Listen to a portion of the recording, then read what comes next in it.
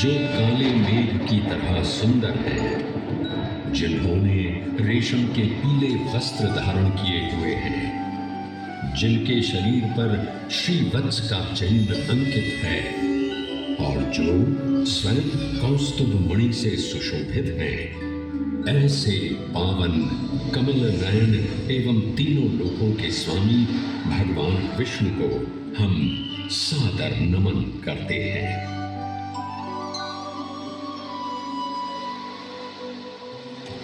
आस्था, दिव्यता, इतिहास एवं वास्तुकला का समन्वय हूं मैं। भगवान श्यामला जी को समर्पित पवित्र मंदिर हूं मैं। प्राचीन धर्म और अटूट भक्ति की कहानियां सुनाने मैं आज भी विद्यमान हूं।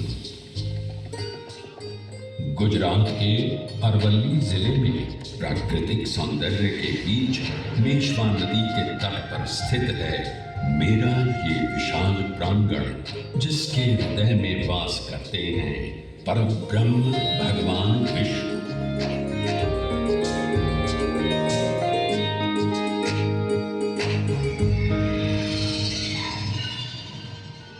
इस पवित्र मंदिर में श्रद्धालुओं द्वारा पूजे जाने वाले साक्षी गोपाल या देव गदाधर विष्णु भगवान का एक श्याम स्वरूप है, जिनका एक आध्यात्मिक महत्व भी है। श्याम रंग भगवान की दिव्य प्रकृति, उत्कृष्टता एवं संसार की नकारात्मक ऊर्जा को स्वयं में समाने की क्षमता को दर्शाता है। ये त्रिलोकपति भगवान विष्णु के दुर्लभ मंदिरों में से एक है, जिसमें उनके 8वें अवतार श्री कृष्ण के रूप को पूजा जाता है।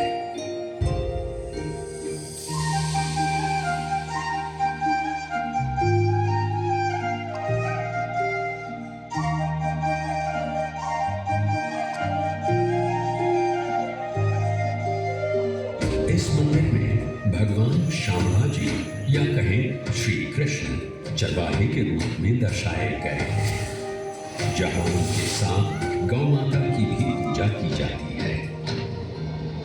वैष्णवों के लिए श्यामला जी मंदिर पूरे भारत के 154 प्रमुख तीर्थों में से एक तो है ही। इसके अलावा गुजरात के 3 सर्वश्रेष्ठ मंदिरों में द्वारका और डाकोर के साथ श्यामला जी मंदिर का नाम भी लिया जाता है।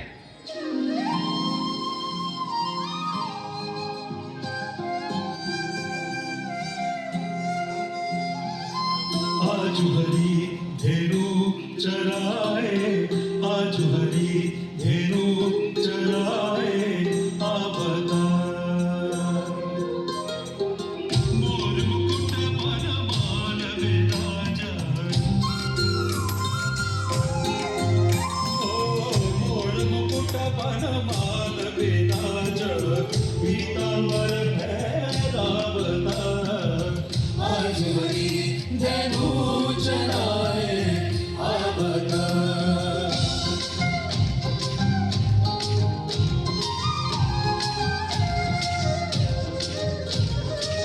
देखत नंद जसोदा दोही, देखत नंद जसोदा दोही, और देखत ब्रज लोग, और देखत ब्रज लोग, सुरश्याम गायन सजनाए, मैया बिने रो।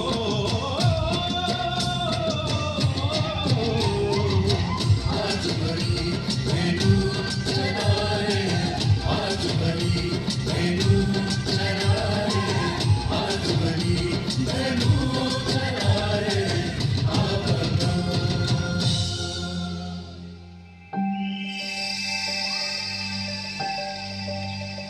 भक्ति भाव से पूर्ण इस मंदिर के निर्माण से जुड़ी अनेक किंवदंतियां एवं पौराणिक कथाएं हैं, जो आज भी जनमानस में सुनने को मिलती हैं। उनमें से एक पौराणिक कथा पर ध्यान दें तो इस करमबूज तीर्थ क्षेत्र को श्यामला जी के नाम से जाना जाता है। ऐसी मान्यता है कि पश्चाताप करने हेतु ब्रह्मा जी गुजरात में त्रिशूल पर्वत के निकट पहुंचे और उन्हें यह स्थान पवित्र लगा। उन्होंने भगवान शिव का आह्वान कर लगभग 1000 वर्ष तक कठोर तपस्या की। उनकी तपस्या से प्रसन्न हो महादेव ने उन्हें दर्शन दिए और उनसे एक महायज्ञ करने का आग्रह किया। तत्पश्चात ब्रह्मा जी ने आदित्य प्रवर महायज्ञ करने का निर्णय लिया। महायज्ञ में विद्वान पंडितों आदि को आमंत्रित किया गया, जिन सबके हाथ धोते समय झील पानी से भर गई थी, जिसका पवित्र जल मनुष्य के पापों को नष्ट करने में सक्षम था। इसलिए देवताओं ने इस स्थान का नाम करम्बूज तीर्थ क्षेत्र रखा। ब्रह्मा जी की प्रार्थना से भगवान विष्णु प्रसन्न हुए और उनसे कहा, हे ब्रह्मदेव, मैं आपकी प्रार्थना से प्रसन्न हूं। आप अपनी इच्छा व्यक्त करें। मुझे बताएं कि आपको क्या वरदान चाहिए। हे स्वामी, हे सृष्टि के पालनहार, आप मुझे वरदान दें कि जो कोई मनुष्य श्रद्धापूर्ण आपकी पूजा अर्चना करेगा उसका कोई अहित न होगा, एवं मोक्ष पाने हेतु जो कोई भी करम्बुज तीर्थ की यात्रा करेगा, आप उन्हें अपने श्याम रूप के दर्शन देकर उनका उद्धार करेंगे। तथास्तु। हे ब्रह्मदेव, मैं सदैव के लिए करम्बुज तीर्थ में निवास करूंगा और जो कोई मनुष्य सच्चे श्रद्धा भाव से मेरी पूजा अर्चना करेगा, मेरा आशीर्वाद उस पर सदैव ही रहेगा। मान्यता है कि तब से भगवान विष्णु अपनी लंबी गदा धारण किए हुए अपने श्याम रूप में इस तीर्थ में निवास करते हैं। इसलिए उन्हें गदाधर के रूप में भी पूजा जाता है। ऐसी ही एक और किंवदंती है जो इस मंदिर के निर्माण का ताना बाना बुनती है।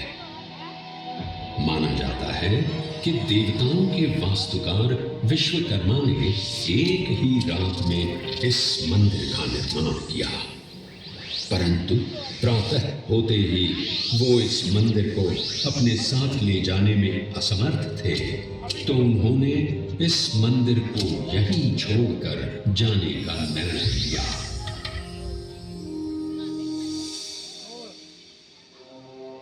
किंवदंतियों से अगर प्रामाणिक इतिहास की ओर चले तो इस कहानी के पन्नों की शुरुआत मौर्य राजवंश से होती है।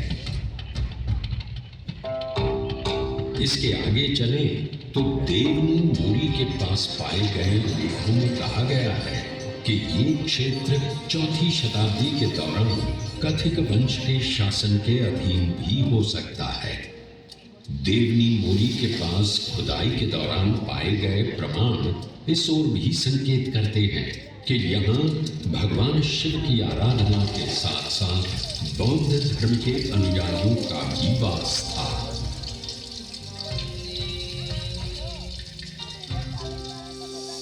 लगभग 5वीं शताब्दी के प्रारंभ में गुजरात में गुप्त काल का प्रारंभ हुआ।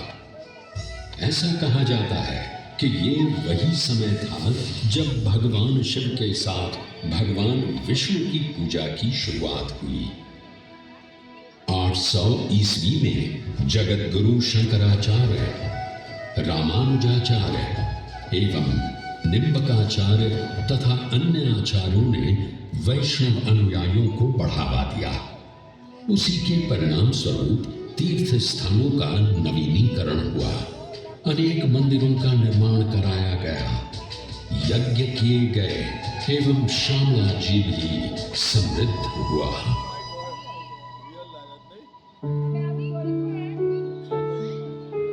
उन्हीं मंदिरों के निर्माण में मेश्वो नदी के तट पर हरिश्चंद्रनी चौरी मंदिर का विवरण भी मिलता है। 10वीं शताब्दी ईसा पूर्व में बने इस मंदिर की झलकियां आज भी देखने को मिलती हैं। इस मंदिर में एक आयताकार गर्भगृह के सामने एक बड़ा मंडप स्थापित है, जिसमें 2 समीपवर्ती दीर्घाएं हैं जो सभाओं या अनुष्ठानों के लिए स्थान सुझाती हैं। गर्भगृह की दीवारों पर कोई मूर्ति या नक्काशी अब नजर तो नहीं आती, लेकिन किंवदंतियों को माने तो यहाँ देवी मंगला की मूर्ति स्थापित हुआ करती थी। मंदिर का शिखर नागर शैली में निर्मित है। वर्तमान में मंदिर परिसर की दीवारें तो गिर चुकी हैं, लेकिन सजावटी प्रवेश द्वार यानी तोरण अब भी खड़ा दिखाई पड़ता है, जिसे गुजरात का सबसे पुराना तोरण माना जाता है। मान्यताओं के अनुसार राजा हरिश्चंद्र के विवाह स्थल के रूप में भी इस स्थान को जाना जाता है। हरिश्चंद्र ने चौरी नाम से प्रसिद्ध ये मंदिर प्राचीन भारतीय वास्तुकला के प्रमाण के रूप में सदियों से आज भी खड़ा है। समय बदला, दौर बदला। गुजरात में सोलंकी वंश के पतन के बाद एक बुरा दौर शुरू हुआ। तब धार्मिक कट्टरता के आधार पर विदेशी आक्रांताओं ने अनेक मंदिरों को नष्ट कर दिया। राजनीतिक अराजकता के उस दौर में ईडर शासकों ने लगभग 1520 ईस्वी में एक संधि द्वारा इस क्षेत्र को पुनः प्राप्त कर लिया।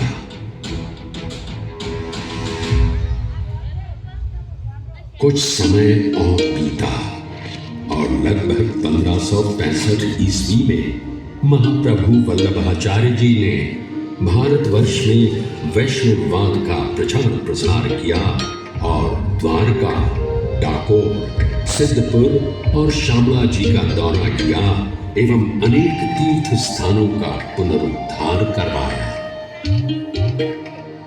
महाप्रभु वल्लभाचार्य जी एक महान भक्ति दार्शनिक थे और उन्हीं के प्रभाव से तत्कालीन शासकों ने सनातन धर्म के प्रति उदारता दिखाई थी।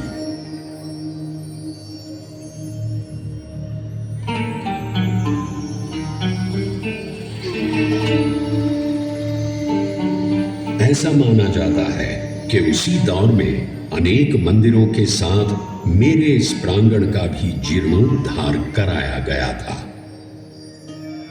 सफेद बलुआ और ईंट से निर्मित सोलंकी वास्तुकला का ये 2 स्तर वाला शामला जी मंदिर 3 प्रवेश द्वार वाली दीवार से घिरा हुआ है। मंदिर को मुख्यतः 3 भागों में बांटा गया है, जिसमें सभा मंडप, अंतराल और गर्भगृह शामिल है। मंदिर सुंदर खंभों पर टिका हुआ है, जिसके ऊपर एक छतरी विराजमान है और साथ ही उसकी दोनों ओर अर्धमंडलाकार रचनाएं मौजूद हैं। मंदिर के आंतरिक स्तंभ नीचे से ऊपर तक 3 भागों में विभाजित हैं, वर्गाकार, अष्टकोणीय एवं गोलाकार, जिनके ऊपर सुंदर फूलों की आकृतियां उकेरित हैं। सुंदर नक्काशी से भरा शिखर है जो निस्संदेह अपनी ओर सभी का ध्यान आकर्षित करता है। छत के सामने वाले हिस्से में सपाट छत से निकले हुए छोटे छोटे गुंबद हैं। इस मंदिर के ऊपर सफेद रेशमी ध्वजा जी फहराया जाता है, जिसके कारण इसे ध्रोड़ी ध्वजा वाला भी कहा जाता है। मंदिर में हाथी एक बहुत ही सामान्य प्रतीक है। इसकी बाहरी दीवारों पर अर्ध प्रचंड हाथियों की बड़ी आकृतियां प्रदर्शित हैं। मंदिर की इमारत के चारों ओर पत्थर में उकेरे गए हाथियों के सिर और अग्रभागों की एक झालर देखी जा सकती है। इसके अलावा मंदिर की बाहरी दीवारों पर देवी देवताओं की छवियां, भौगोलिक चित्र, विभिन्न प्रकार के फूल, जानवरों और परनालों की आकृतियां देखने को मिलती हैं। देवराज इंद्र, वरुण, अग्नि, वायु, कुबेर, शिव एवं गणेश के साथ साथ मां इंद्राणी, चंद्रिका, सरस्वती आदि देवी देवताओं की नक्काशी के रूप में भी आकृतियां सुसज्जित हैं। इसके अलावा रामायण, महाभारत, श्रीमद् भगवद गीता और पुराणों के दृश्यों को बड़ी ही रचनात्मक शैली में चित्रित किया गया है। मंदिर के प्रवेश द्वार के सामने एक द्वार स्थापित है, जिसके दोनों ओर विशाल हाथी देखे जा सकते हैं। हाथी द्वार सीधे मुख्य मंदिर की सीढ़ियों की ओर है। ये प्रवेश कक्ष की ओर ले जाता है। मंदिर के प्रांगण में गरुड़ की एक बहुत ही सुंदर मूर्ति है। ये वही मूर्ति है जिसे आक्रमणकारियों ने नुकसान पहुंचाया था। मंदिर में 2 शिलालेख भी देखने को मिलते हैं। ऊपरी स्तर पर पत्थर पर 94 ईस्वी और 102 ईस्वी के शिलालेख अंकित हैं। तो वहीं मंदिर के प्रवेश द्वार पर एक और शिलालेख देखने को मिलता है, जिसमें 1762 ईस्वी में टिंटलोई के ठाकुर द्वारा किए गए मरम्मत कार्य का विवरण मिलता है।